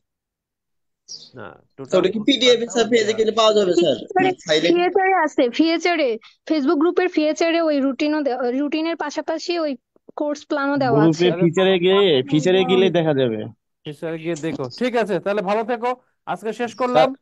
স্যার বলো একটা প্রশ্ন আছে স্যার। বলো বলো বলো বলো। স্যার আমাদের যে 11 তারিখে একটা এমসিকিউ এক্সাম আছে বাংলা সাহিত্যের উপরে, ওইখানে যে টপিক গুলো দেওয়া আছে স্যার, ওইগুলো তো আমাদের ক্লাস হয়নি স্যার।